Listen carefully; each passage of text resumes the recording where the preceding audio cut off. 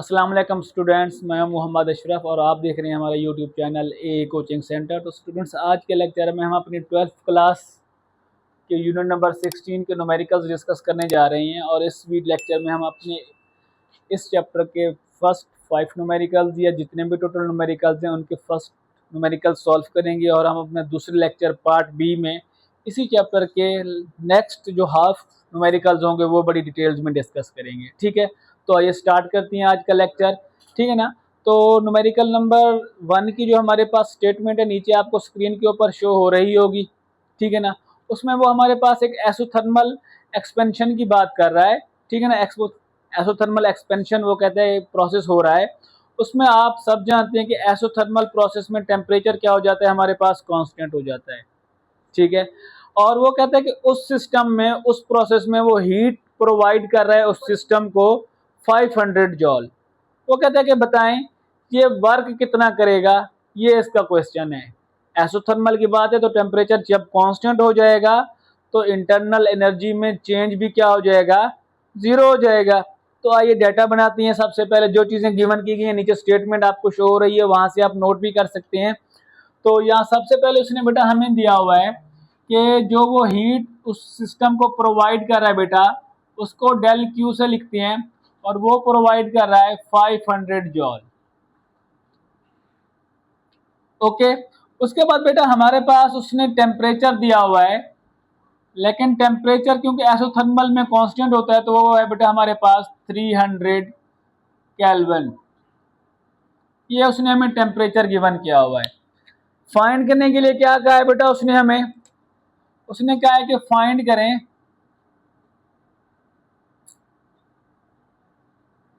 Find work done, कि ये system work कितना करेगा, ये हमने उसको फाइंड करके बताना है। सॉल्यूशन लिखते हैं बेटा इसका।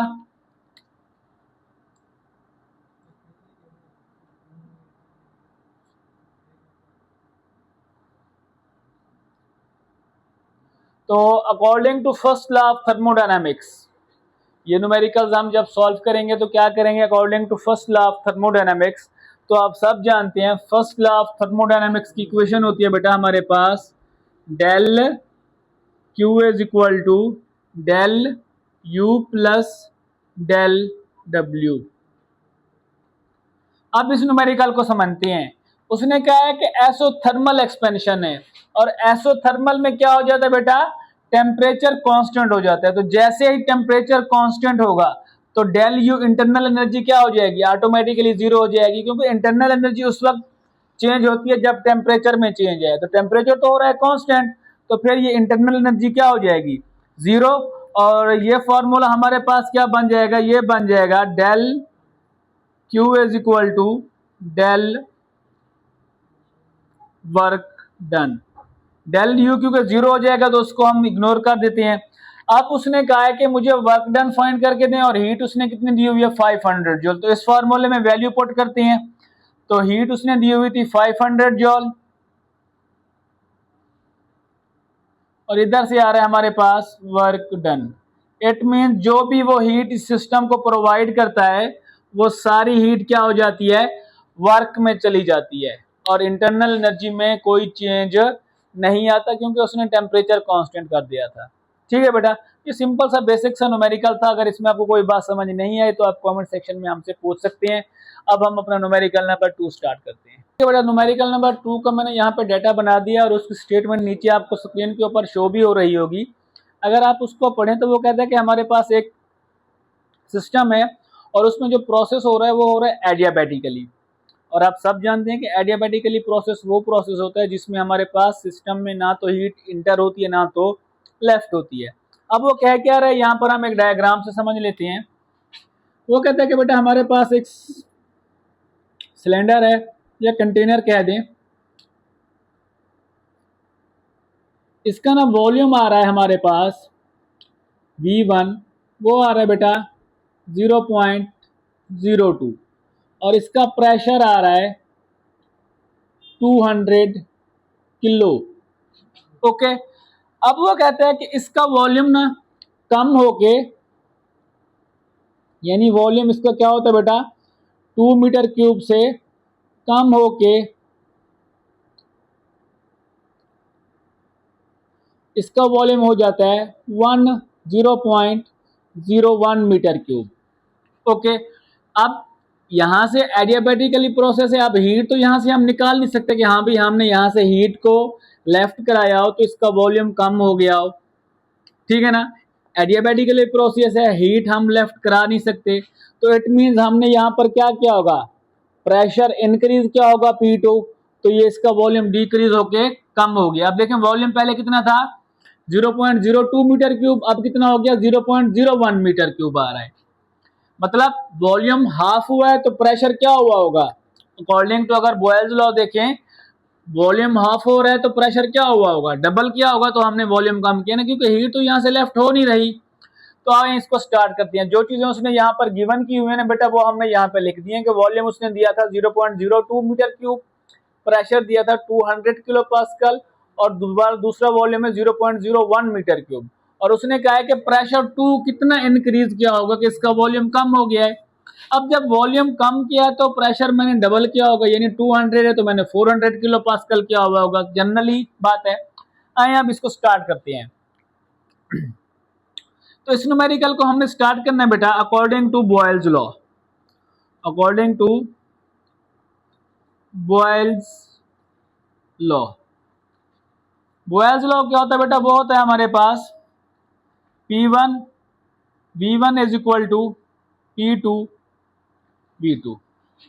ओके, हमने वैल्यू किसकी फाइंड करनी है, P2 की, तो V2 इधर क्या हो जाएगा डिवाइड, ये हमारे पास हो जाएगा बेटा V2 is equal to P1 V1 divided by,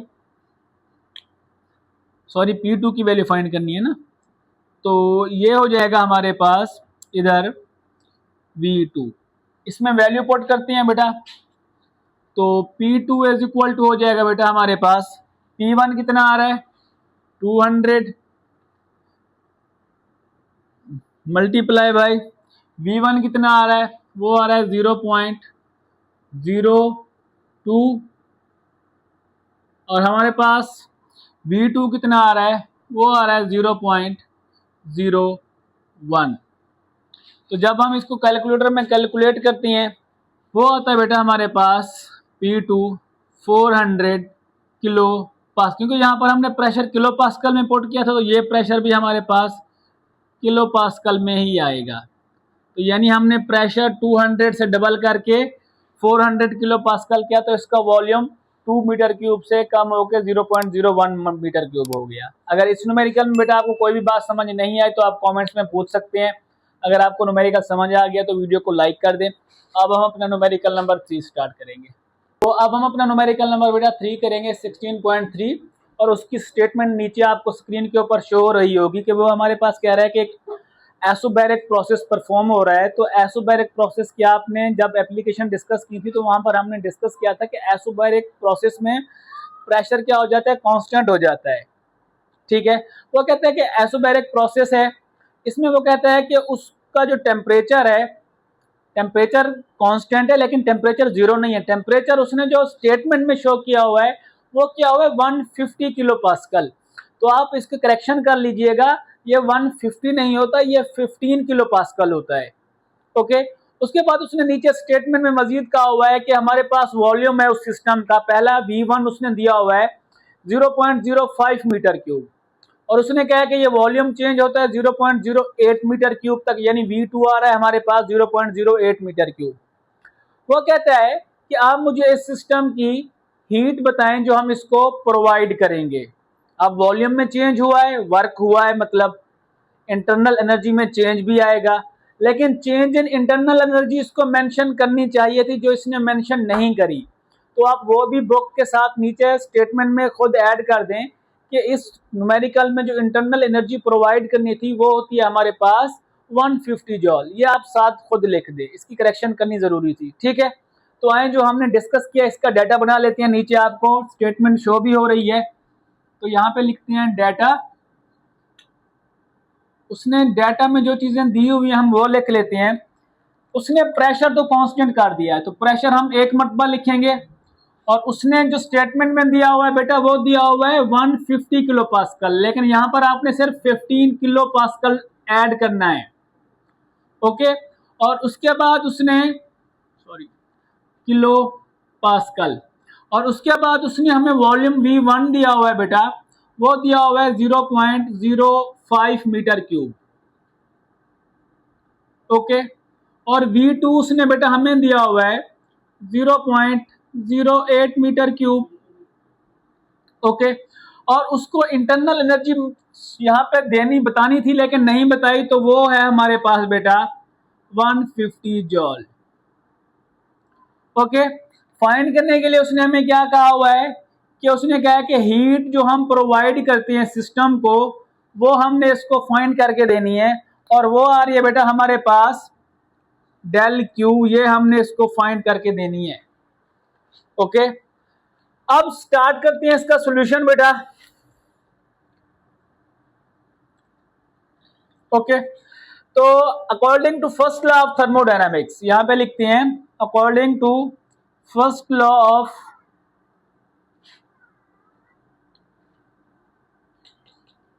thermodynamics,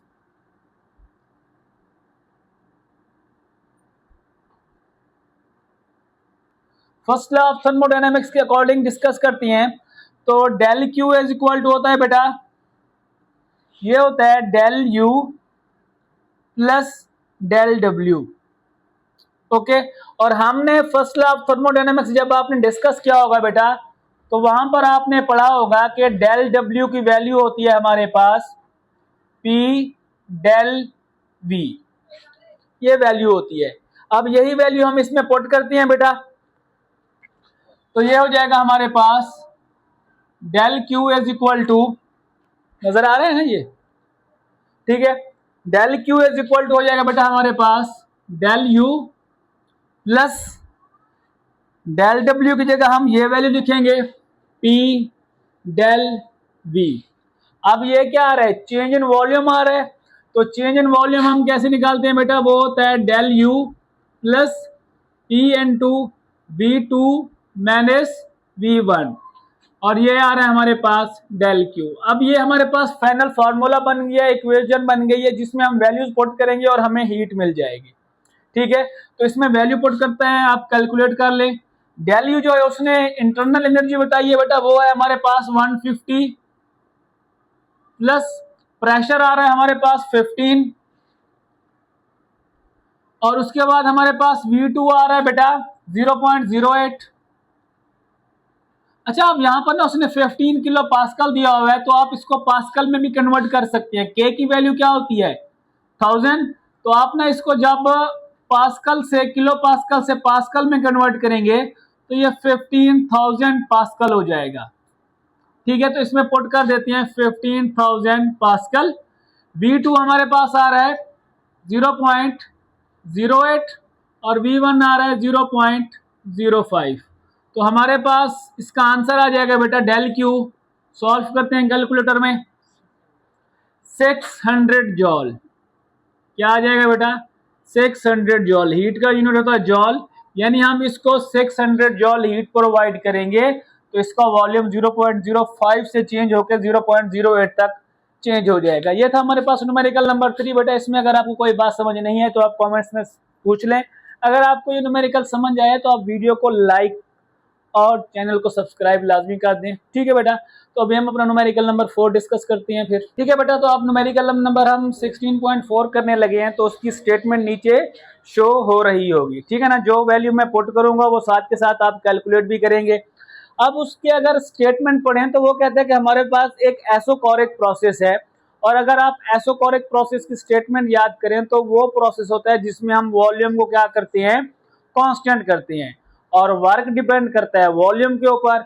और एसोकोरिक प्रोसेस में खैर वर्क क्या हो जाता है, जीरो हो जाता है, ये आप डिटेल्स में पहले पढ़ चुके हैं। आगे इसको अगर हम इसकी स्टेटमेंट अगर आप गौर से पढ़ें तो वो कहता है कि इसकी इंटरनल एनर्जी में जो बेटा इंक्रीज आ रहा है वो आ रहा है हमारे पास, कितना आ रहा है, वो आ रहा है हमारे पास 300 जॉल।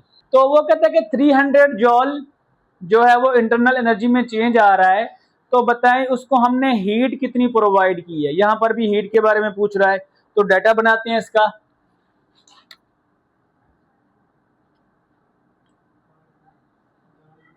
देखिए बेटा, डाटा में उसने जो चीज़ें हमें मेंशन की हुई हैं, पहला उसने कहा है कि हमारे पास जो इसमें एसोकोरिक प्रोसेस है, तो चेंज इन वॉल्यूम क्या हो जाता है, इसमें ज़ीरो हो जाता है। ओके, अगर चेंज इन वॉल्यूम ज़ीरो हो रहा है तो मतलब वर्क भी क्या हो जाएगा, इसमें ज़ीरो हो जाएगा, क्योंकि वॉल्यूम चेंज होता है तो वर्क होता है। अब उसके बाद उसने हमें कहा हुआ है जो उसकी इंटरनल एनर्जी में चेंज आ रहा है बेटा, वो आ रहा है 300 जॉल का। ओके, फाइंड करने के लिए उसने कहा है कि हम इसको हीट कितनी प्रोवाइड कर रहे हैं।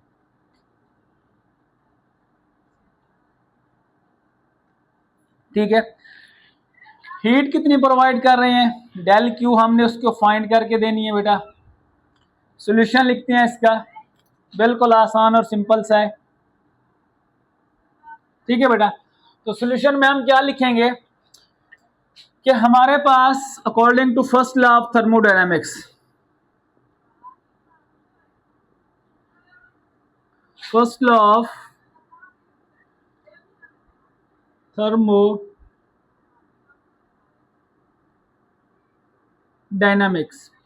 तो वो क्या होता है बेटा, हमारे पास वो होता है del Q is equal to del U plus del W.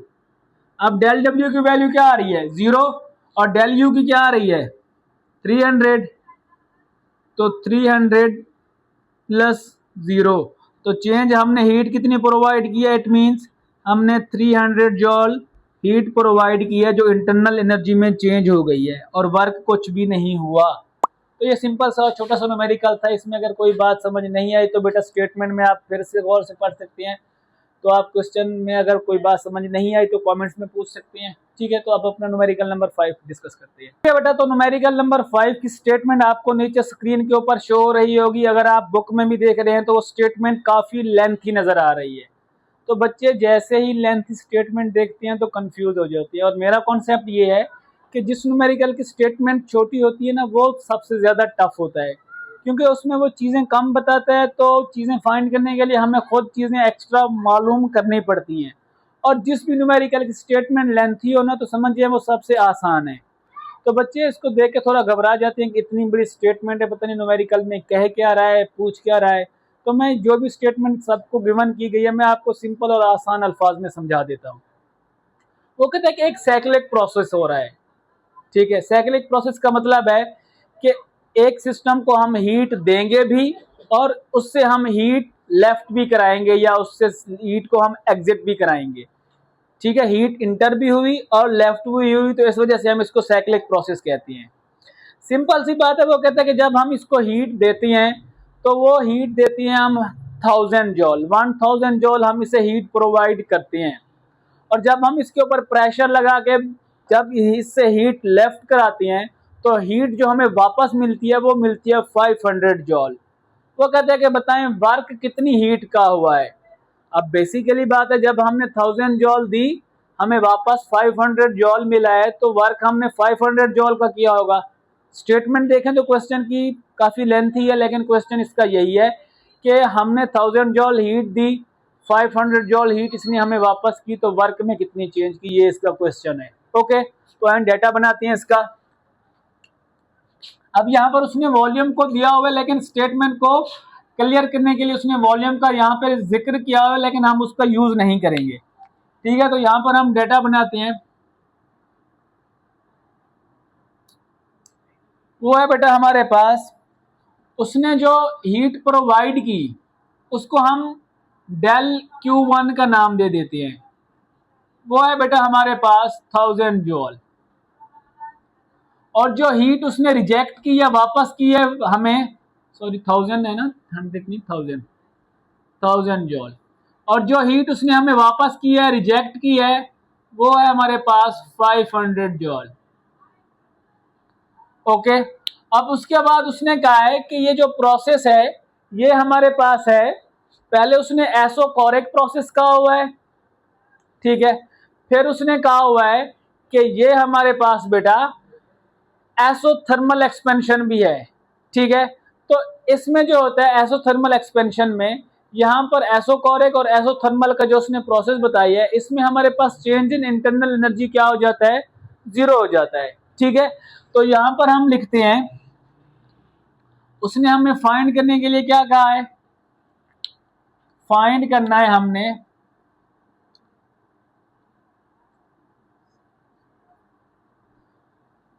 Work, कि वर्क कितना हुआ है इस सारे प्रोसेस में।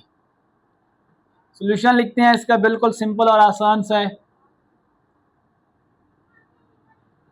ठीक है बेटा, तो ये हो जाएगा हमारे पास, क्योंकि according to first law of thermodynamics करेंगे,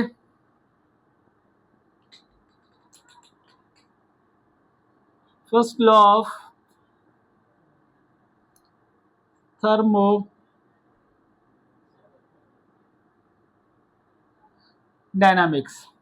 तो वो होता है हमारे पास del Q is equal to del U plus del W. क्योंकि मैं इसने जो हमें एसोकोरिक और एसोथर्मल का प्रोसेस बताया हुआ है, तो हमारे पास एसोथर्मल में टेम्परेचर हो जाता है कांस्टेंट, और जब टेम्परेचर कांस्टेंट हो जाए तो ये वाला फैक्टर हमारे पास क्या हो जाता है, जीरो। तो फिर ये हो जाएगी equation del Q is equal to del W. हमें वैल्यू किसकी फाइंड करनी है, डेल डब्ल्यू की, और वहां से हम वैल्यू निकालेंगे डेल क्यू की। अच्छा, आप यहाँ पर ना इसको यहाँ से डेल खत्म कर देते हैं कुछ टाइम के लिए, चेंज इन हमने एनर्जी निकालना है, तो वो होता है बेटा हमारे पास Q2 Q1 माइनस Q2। अब देखें ना, यहां पर हमारे पास क्या आ रहा है, डेल डब्ल्यू। अब देखें Q1 हमारे पास आ रहा है 1000, ठीक है, और उसके बाद आ रहा है बेटा हमारे पास Q2 आ रहा है 500 डेल डब्ल्यू।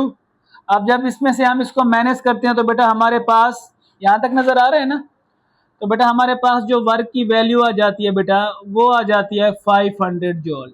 500 वो वर्क में चेंज करता है और 500 रिजेक्ट करके बाहर निकाल देता है। ये इसका क्वेश्चन था। आई होप कि ये न्यूमेरिकल बिल्कुल आपको समझ आ गया होगा। अगर नहीं आए समझ तो आप कमेंट्स में उसका क्वेश्चन पूछ सकते हैं, इंशाल्लाह हम आपको रिप्लाई भी करेंगे। ठीक है, तो ये लेक्चर हमारा 5 न्यूमेरिकल्स तक था, ठीक है ना, और आई होप के तमाम न्यूमेरिकल्स बेटा आपको अच्छे से समझ आ गए होंगे। तो इंशाल्लाह नेक्स्ट डे हम नेक्स्ट वीडियो में अपने इस चैप्टर के बाकी न्यूमेरिकल्स को डिस्कस करेंगे। तब तक के लिए अल्लाह हाफिज़।